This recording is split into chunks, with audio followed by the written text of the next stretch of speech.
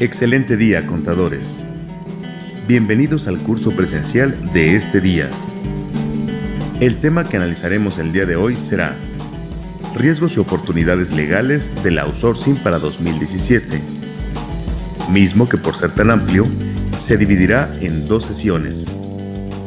Aquí conocerás y reflexionarás la trascendencia en relación a la norma oficial, la cuestión fiscal, laboral de seguridad social y penal de los esquemas de subcontratación laboral, mediante las plataformas de optimización, así como sus áreas de oportunidad en la prevención, detección y corrección de estos ante autoridades fiscales y laborales, conforme a los procedimientos legales vigentes en 2017.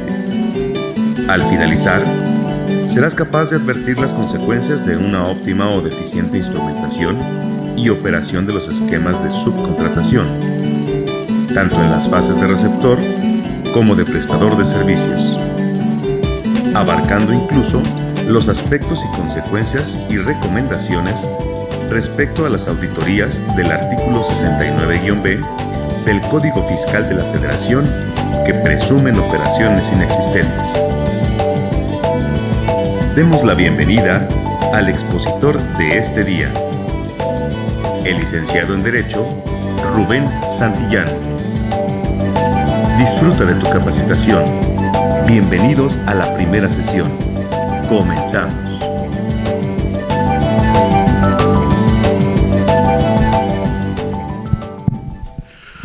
Hola, ¿qué tal? ¿Cómo están? Muy buenos días a todos y a todas. Espero lo estén pasando muy bien en este día 3 de mayo de 2017. Por cierto, camino hacia acá, empezaba yo a apreciar en algunas zonas de la ciudad, oriente y luego acá al norte, los cohetes, ¿no? La fiesta, la feria, porque es un día, yo creo que de los más importantes en la cuestión de la litúrgica católica, después del 12 de diciembre, popularmente yo creo que es una de las fiestas con más arraigo en las costumbres mexicanas, no solamente porque es el día de los albañiles, ¿no? Los empleados de la construcción, sino porque es una fiesta donde conviven realmente, según el INEGI, en la estadística de 2014, en México existen 2.5 millones de trabajadores de la construcción, una cifra nada despreciable. Y yo creo que no va a ser despreciable ni para el SAT, que no los logra atrapar todavía. Bien, pues muchas gracias. Como ustedes escucharon, este va a ser un evento que va a estar dividido en 2 partes. El día de hoy vamos a cubrir algunos aspectos que están en el temario, en ese orden, pero principalmente el enfoque de lo que son las bases de lo que ha de ser la conclusión, que es el próximo viernes, porque entender este tema de manera aislada no me llevaría al objetivo que perseguimos cuando lo presentamos, es decir, darles un panorama de cuál es la situación desde el ámbito fiscal, de seguridad social, laboral, de fiscalización, de litigio, de tendencia, de toma de decisiones financieras, de planeación. Es quizás un tema bastante ambicioso, pero con las horas que hemos invertido en su diseño, nos va a permitir tener, pues de cierta forma, una actualización en estos temas, sin tener que tomar cada módulo. El material que ustedes tienen en sus tabletas, en su material electrónico, es únicamente un reflejo de lo que yo podría utilizar aquí al frente. Suelo explicar esto porque a veces se confunde que el venir a leer diapositivas pues no es el objetivo. Para eso ustedes se llevan el material y lo hacen en su casa u oficina. Lo que yo utilizaré de las láminas es únicamente referencia, es decir, guía al expositor de los temas o los contenidos, o proyectarles a ustedes contenidos legislativos. Así que mi metodología es más expositiva, comparto más experiencia, más crítica, y no me apoyo en estar viendo el material, lo tienen ustedes de consulta. Sin embargo, por practicidad, yo no comienzo con temas de el artículo 123 de la Constitución, porque esa historia la sabemos bastante. O sea, yo no comienzo con las cuestiones básicas de que el 31, fracción cuarta de la Constitución, eso es útil, pero ya lo han tomado a lo largo de su vida de experiencia. Vamos a ir con cuestiones prácticas. El siguiente apunte es, cuando venimos a un evento, regularmente estamos ansiosos de disipar algunas dudas o tener conocimiento de algún tema en particular. pero suele pasar que el expositor a lo mejor viene y no colma nuestra necesidad o nuestra duda que teníamos al inicio. De tal forma que he diseñado este esquema para que ustedes, mientras en el contexto del rubro que estemos analizando, si ustedes tienen alguna intervención, alguna pregunta, lo podamos hacer en ese momento. Porque imagínense esperar al final, pues ya no sabe, ya no se puede. Entonces, mientras ustedes me soliciten la intervención, lo aclaramos. Claro, no vamos a tardarnos mucho tiempo en disipar, porque tenemos que avanzar sobre otros temas.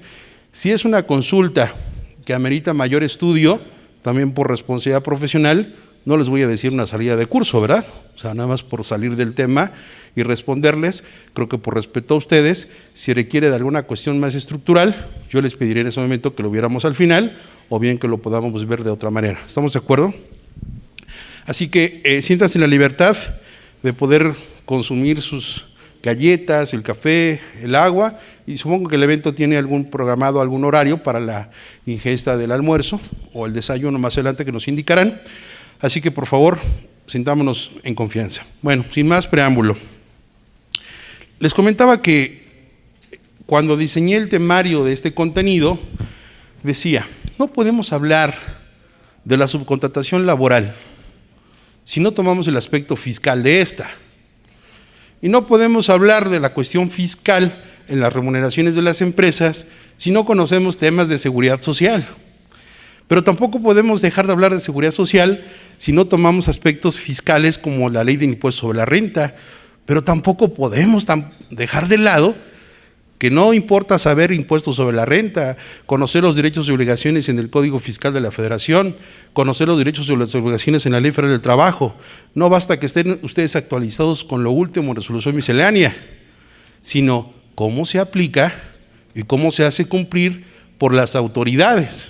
Porque una cosa es lo que nosotros pensemos, una cosa es lo que uno lea en la legislación, una cosa es que uno tome la ley de impuestos sobre la renta, que uno pueda tomar en cuenta las disposiciones y nosotros vamos a entender lo que estamos leyendo.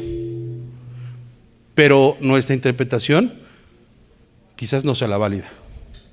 Y entre lo que piensa la autoridad, entre lo que pensamos nosotros, entre lo que dice el contador, lo que dice el abogado, lo que va a decir el auditor del SAT, lo que va a decir el área jurídica del SAT, lo que va a decir el Tribunal Federal de Justicia Fiscal Administrativa y lo que ha de definir un tribunal colegiado de circuito de la Suprema Corte del Poder Judicial Federal, son más de 10 combinaciones. ¿Y cuál es la válida? Al final solamente una, la que haga el Poder Judicial Federal. ¿A través de qué? Pues de todo el proceso de un litigio. Así que, ¿cuál es lo más importante? Saber interpretar leyes, saber leer y entender lo que nuestro conocimiento y bagaje tengamos a lo largo de nuestra experiencia. ¿Qué es lo que importa cuando aplicamos o tratamos de aplicar una disposición fiscal? Lo que tenemos en nuestra capacitación, porque si somos afortunados y estamos constantemente capacitándonos, nuestra mayor capacidad de resolver es en esa proporción. Si tú no tienes información, no tienes conocimiento, no puedes resolver en consecuencia. Vas a leer la disposición y si no tienes esa capacidad, puedes errar en el sentido o en el alcance de esa disposición. Y al final dirás, me equivoqué, o tomé la decisión correcta o equivocada y ya lo supe 2 años después, o bien cuando llega la revisión electrónica, o cuando llega la auditoría. O quizás eres de las personas que dices, pues hago lo que más o menos están haciendo los demás. Como los demás lo están haciendo, pues lo hago. Y les digo esto porque es real. Lo que circula hoy en internet, ustedes tienen duda y parece que es la caja de Pandora, ¿no? Todos entramos y le ponemos ahí en ese cuadrito blanco del buscador, el motor de búsqueda, como si nos resolviera la vida, ¿verdad? Todo lo que querramos saber, parece que lo introducimos en esa cajita y nos da ahí toda una lista de información. Pero yo les aseguro que aún así no sabemos buscar.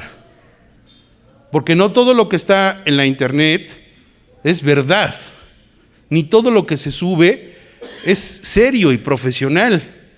No tiene una metodología, no tiene un alcance. Es tan opinable como la vasta información que podemos encontrar en periódicos, en revistas, en foros, ¿me explico? Entonces, ni siquiera la internet nos da esa sapiencia.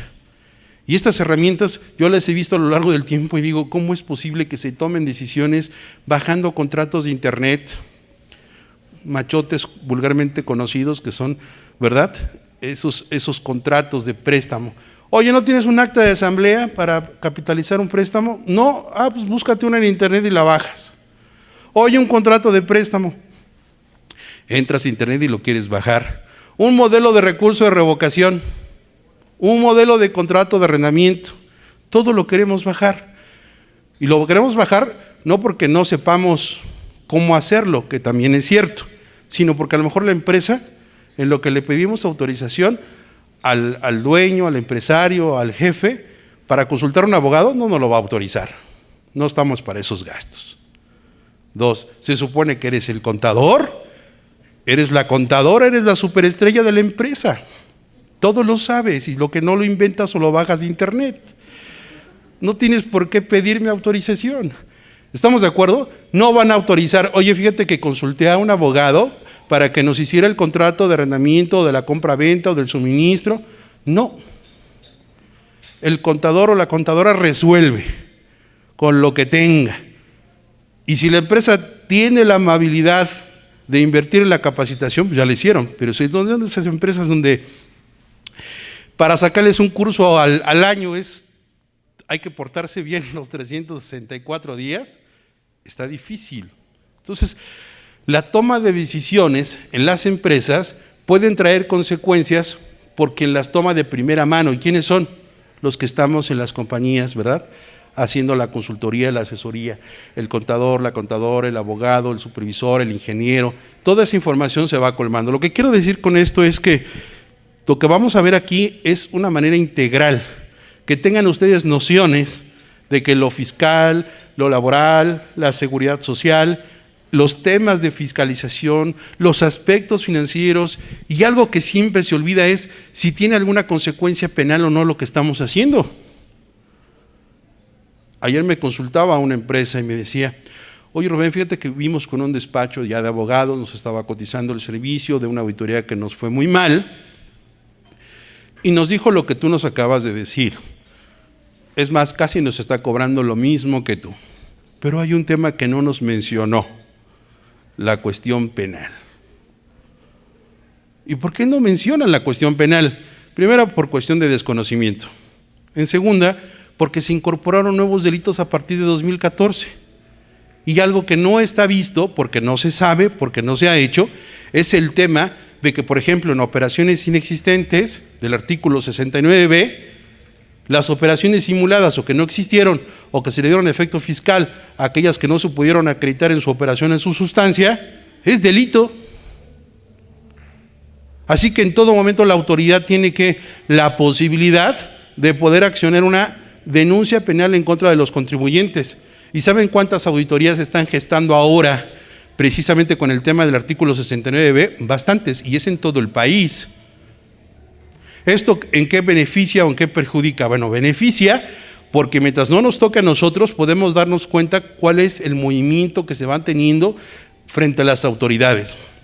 Y en segunda nos perjudica porque nosotros estamos totalmente pasivos y no tendríamos la capacidad de estar advirtiendo qué es lo que vamos a hacer o qué pasaría si nos tocara, como se dice coloquialmente, la rifa del tigre. Es decir, nuestras empresas están preparadas, nosotros como consultores estamos preparados para poder enfrentar o confrontar una revisión electrónica ahora. ¿Sabemos atender una auditoría?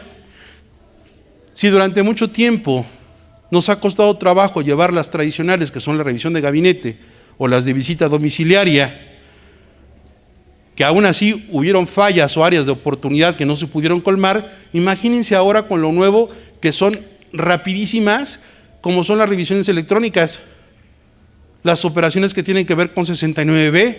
Si no conocemos o no conocimos cómo llevar una auditoría tradicional, mucho menos estas. Los nuevos medios de defensa fiscal, Pero no se preocupen, o sea, no los estoy espantando, les estoy diciendo qué es lo que vamos a analizar. Recuerden que la ignorancia es la base de la felicidad. Entre menos sabemos, más felices, ¿verdad? Y entre más conocemos, más preocupados.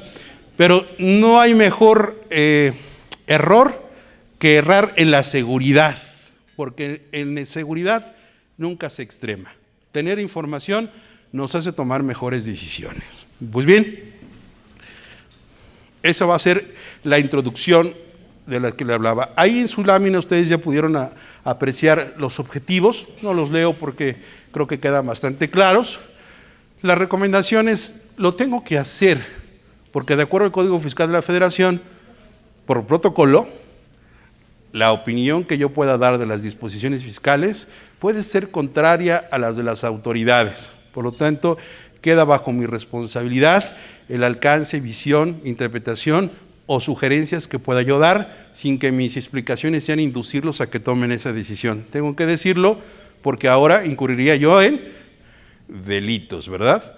Es decir, hagan esto, dejen de hacer eso. Entonces, en cumplimiento a la ley, tengo que advertir que mis opiniones pueden ser diferentes a las de las autoridades. ¿Y quién ha de resolver en definitiva? Los tribunales, ¿no? Bien, crítica y riesgos de las actuales formas de contratación. Cuando estaba haciendo esta lámina, empecé a recopilar lo que a lo largo de los años he escuchado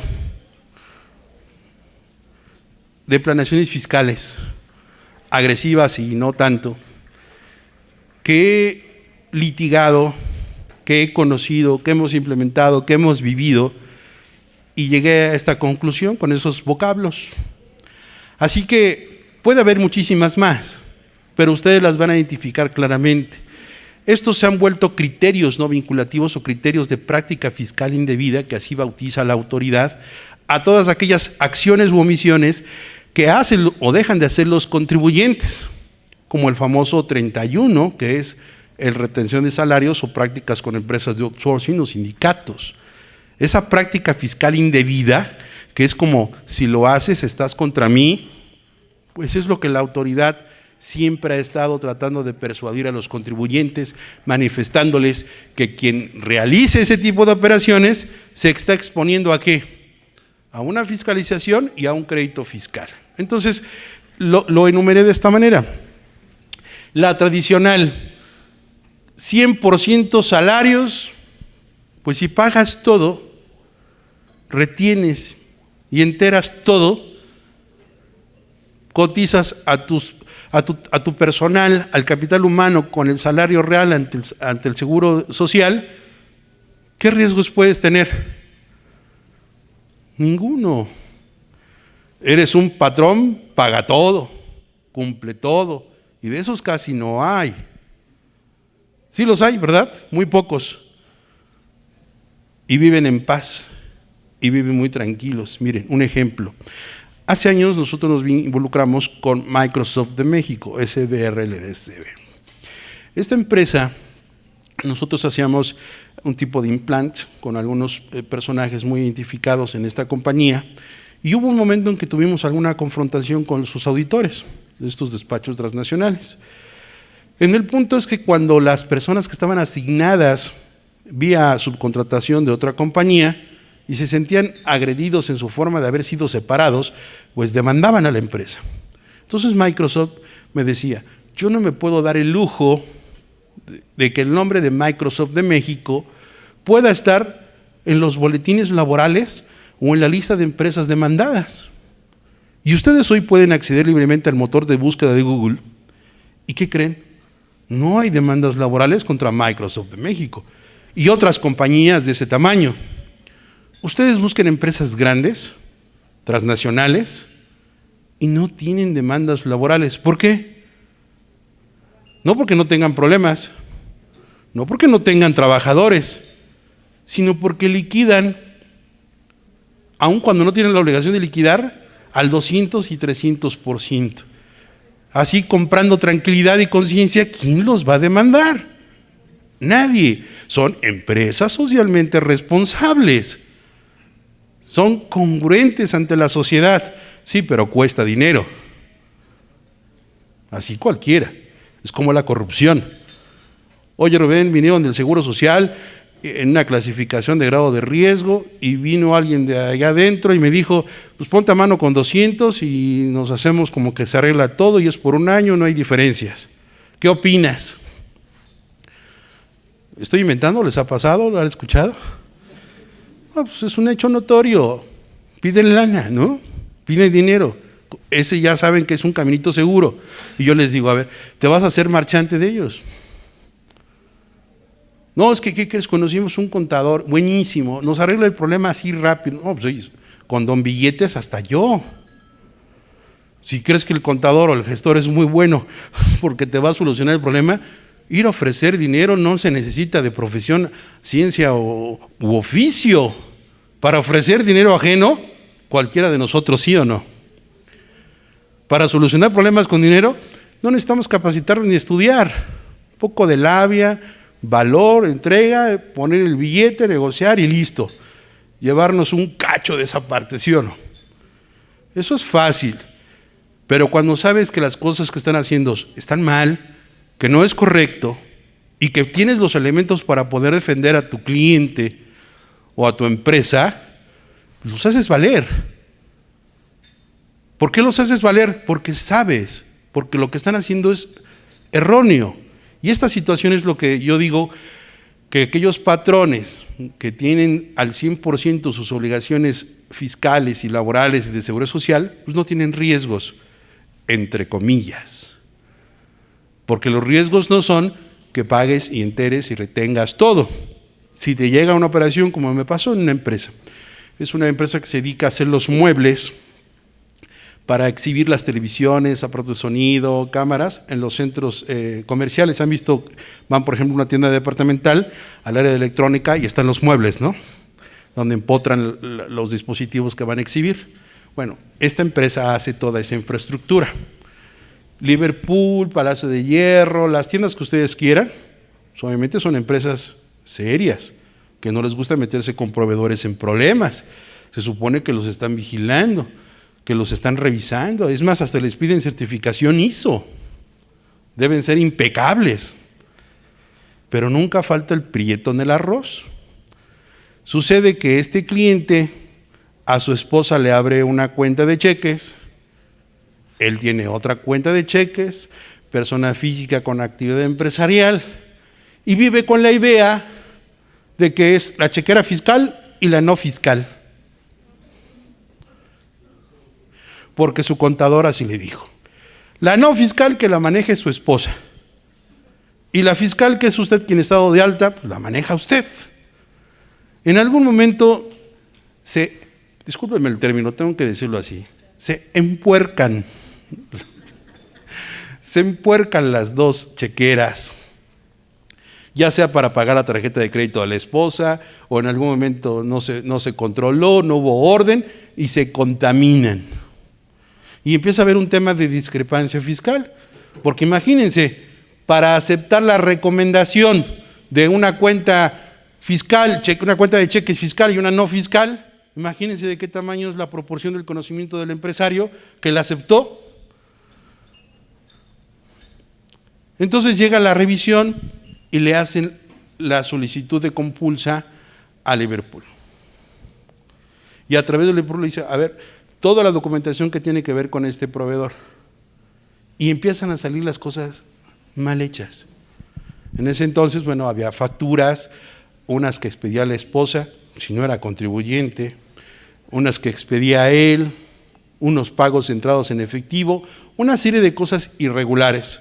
La cuestión es que a la luz de la empresa Liverpool, que se supone que es una empresa transparente, todavía no existía el 69B, pero es una empresa tranquila, limpia aparentemente, digo, no estoy diciendo que hagan prácticas indebidas, pero fue contaminada por culpa de uno de sus proveedores. Lo que quiero decir es, nosotros podemos irnos portando muy bien por el camino del bien, pero tú no puedes controlar a tu cliente ni a tu proveedor. Tú no sabes en dónde andan metidos, o qué hacen, o si tienen controles internos, o si tienen educación financiera y fiscal. Tú no sabes con quién más se relaciona. Tú no sabes cómo toma las decisiones. Para ti es tu cliente o es tu proveedor, pero no estás seguro cómo se comporta fiscalmente. No tienes por qué meterte, ¿o sí? Quizás le preguntas y hasta te quita la cuenta o se va de ti, ¿verdad? Pero se dan cuenta, hoy es lo que está haciendo el SAT. Los efectos fiscales de los comprobantes que hayas dado respecto a alguien que yo estimo que no hizo la operación o que las está simulando, para ti tampoco vale. Los tiempos han cambiado. Entonces es una reflexión de decir, ¿con quién estamos relacionándonos? No importa ser un contribuyente paga todo, cumple todo, ordenado, sin planeación fiscal, sin cosas raras. Estamos en la situación de por quien nos rodeamos, podemos ser cuestionados. Y mientras tengamos una revisión de la autoridad, a nadie le gusta tener el dedo en la frente, ¿estamos de acuerdo? A nadie nos gusta estar siendo revisados. Entonces, ahí la primera parte. Honorarios. ¿Cuántas empresas se la viven pagando honorarios a sus prestadores de servicios, disfrazándolos de los que no son trabajadores? Muchísimos. Oye, pareciera que le estás pagando honorarios a Rubén Santillán, pero Rubén Santillán te da recibo de honorarios cada mes, un CFDI cada mes, y son las mismas actividades. Y cuando volteo a ver a Rubén Santillán, lo tengo como contribuyente, sí, como prestador de servicios o con actividad empresarial, pero ¿qué crees? En el cruce de información o en la base de datos que tengo, ¿qué creen? Nada más tengo un cliente o soy proveedor de uno solo. Entonces, recibo honorarios de una sola fuente, ¿no? En el pasado era posible esconder esta situación y decir en el contrato, manifiesta el prestador que no es la única fuente de sus ingresos. ¿Sí o no? Hoy el SAT no le importa lo que esté escrito en el contrato. Consulta la situación fiscal del RFC del contribuyente y ve si realmente tiene otros ingresos. Se da cuenta y dice, y a partir de los convenios que tiene de colaboración con el Seguro Social, que le dice, oye, que tienes un clientecito, mira, mes con mes, recibo de honorarios, un solo cliente, siempre ahí, la misma cantidad, tiene todo el caldo de cultivo para ser un trabajador encubierto o disfrazado. Así que creo que podría ser sujeto de, ay, gracias por el tip, déjame ir a visitar, ¿verdad? Y llega a la empresa y le dice, oye, pues como que tienes muchos de honorarios, pero pues para mí que son trabajadores, estos sujetos de aseguramiento, debiste haber retenido impuesto a la renta por la relación laboral y todas las consecuencias que derivan de una relación de trabajo encubierta. ¿Por qué? Porque muchas empresas creen que los honorarios son una forma alternativa de remunerar. No, señores, los honorarios es un régimen muy específico para aquellas personas que en forma aislada, ocasional o no tan recurrente llegan a prestar un servicio a la empresa o a una persona física o moral. Los honorarios son, por ejemplo, cuando tú vas a solicitar una revisión o limpieza bucal al dentista, no es tu trabajador, no te revisa la boca cada semana, ni cada 15 días, ni cada mes. El abogado, el contador, son profesionistas que si tienen otros clientes, se vale, ¿no?, tener el recibo de honorarios o el CFDI por esos servicios. Pero si no tienen estos conceptos, ¿por qué habrías de estar pagando honorarios? Sí me reflejo. Entonces, el abuso de este esquema se comparte con el siguiente, asimilados a salarios. Es un abuso tremendo. Este es un programa que ya tiene el SAT. El SAT ha dicho, vamos a abatir todos los esquemas de evasión. Todos los esquemas de evasión tienen por objetivo ¿qué? Delimitar esta práctica de no causar tributo, diferirlo, eludirlo o evadirlo. Y en los asimilados a salarios, ¿qué buscamos? ¿Qué se busca en un asimilado a salarios?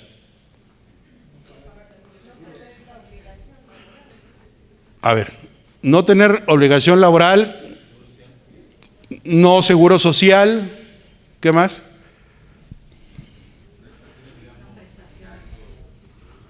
Aguinaldo, PTU. Sin miedo, ¿hay gente del SAT?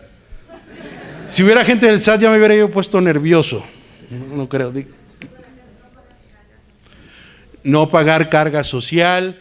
¿Qué más? ¿Qué más se busca con un asimilado? Evitar retenciones. Ustedes díganme, ustedes son los expertos. ¿Perdón? No considerarlo empleado. ¿Se dan cuenta? Es puro no trabajador, no salario, no prestaciones laborales, no impuestos. ¿Por qué buscan eso? Hemos dicho que la nómina es el mayor gasto que tienen las empresas. Por lo tanto, es el mayor gasto que se busca el 100% de su deducibilidad. Y el SAT lo sabe. Tan lo sabe que lo que hace es limitar su deducción casi al 100%, imponiéndole a los que pagan o hacen las remuneraciones por este concepto, decirle, oye, si tú consideras que le vas a entregar a tus trabajadores prestaciones exentas, pues a ver si lo altruista se te quita cuando te diga que nada más lo vas a poder hacer al 47 o al 53%. Significa que por la diferencia en el 43 o en el, sí, ¿verdad? En el 53 o en el 47 proporcionalmente, pues tendrás que pagar el 30% de impuestos sobre la renta porque no va a ser deducible. A ver si sigue siendo tan amable en dar prestaciones exentas a los trabajadores.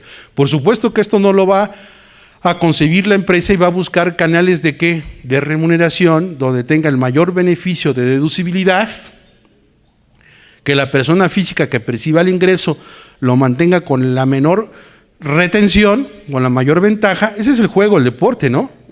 El deporte de este jueguito se llama no acumulo y deduzco. Y el SAT es te rechazo todo y lo acumulas. Ese es el principal objetivo del SAT. Y el seguro social es todo integra salario base de cotización y en consecuencia me pagas. Eso es lo que, por eso estamos aquí.